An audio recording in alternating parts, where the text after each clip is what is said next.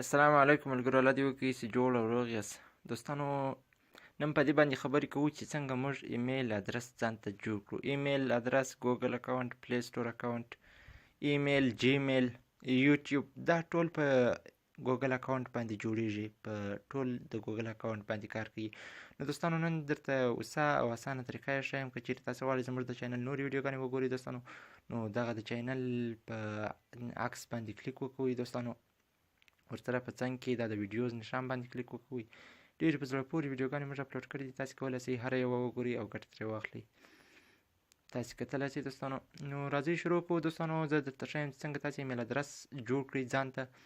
نو دوستانو، اول تاسې خپل د موبایل سیټینګ خلاص کړئ. اول خو مو خپل موبایل انګلیسي ژبې ته واړوئ. دغه څخه وروسته سیټینګ خلاص کړئ. سیټینګ کې لاندې لیکلي دي کلاود ان اکاونټس.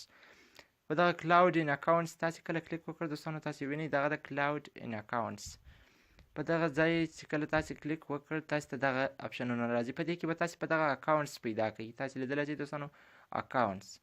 اوس دغه اکاونټ ته تاسې کله کلیک وکړ دوستانو، دومره اکاونټونه تاسې ته راځي. ایمیل، جیمیل، ګوګل، دا ټول سره یو دوستانو. خو تاسې به په دغه اډ اکاونټ باندې کلیک وکړئ. ستاسې په هغې کې شاید دونه ډېر نه وي، خو تاسې اډ اکاونټ پیدا کړئ. د هغه څخه وروسته ګوګل پیدا کړئ. په دوم درېیم ځای کې دوستانو تاسې ګوګل اکاونټ پیدا کړئ. ګوګل چې مو کله پیدا کړ، یو څو شیبې انتظار.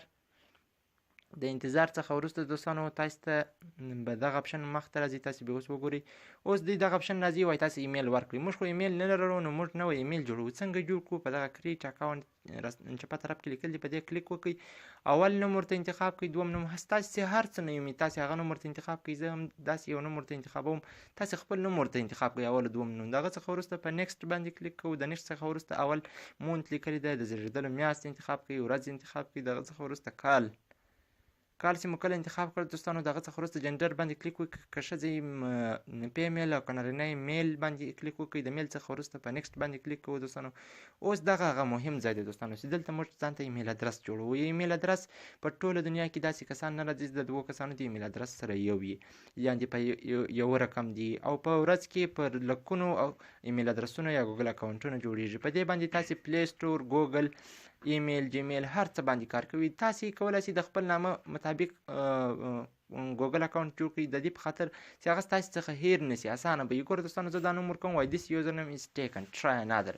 که تاسې ته دغه اپشن راوړي، یعنې په دغه نامه باندې په د احمد خان @gmail.com په دې باندې جوړ شوی ده، یعنې په دې باندې جوړ ده. تاسې داسې یو نوم ورکړئ چې په هغه باندې تر اوسه پورې ایمیل ادرس نه وي جوړ شوی، ځکه ایمیل ادرس د یو او د بل کس باید سره جلا وي. نو تاسې دلته خپل نوم ورکړئ. د نوم څخه وروسته که چیرې تاسې یو نمبر ورکوئ، نمبر هم ورکولی شئ، یا خپل نوم کې یو څه تغیر راولئ، یا دلته یو عدد ور اضافه کړئ. که هر عدد وي په هغه باندې کلیک وکوئ. ګوره دوستانو، زه دغه نوم اوس ما ورکړ، د هغه څخه وروسته دا نمبر مې ورکړو 440 اووه. دغه احمد خان 440 اووه. ګوره دی وایي دغه هم اخیستل شوی ده، خو تاسې به بل نوم ورته انتخاب کړئ، یا دا نمبر زیات کړئ، یا کم کړئ، یا بدل کړئ دوستانو. دا زه 33 ورکوم، 440 اووه، 33 احمد خان 440 اووه 33 @gmail.com. دا زما د همیش لپاره زما ایمیل ادرس و، احمد خان اووه 33 440. دا زما د همیشه لپاره ادرس و.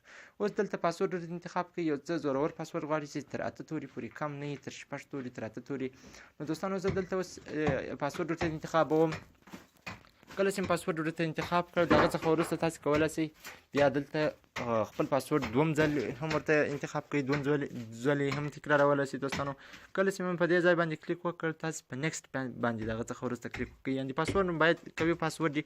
ستاسې پاسورډ باید هېچ چاته هم نه وي معلوم. ایمیل ادرس که را چاته معلوم شي تاوان نه کوي، خو پاسورډ او هغه کوم نمبر چې په دې ځای کې به تاسې د خپل موبایل نمبر ورکړئ، یعنې هغه موبایل باندې دا رجسټریږي د اکاونټ.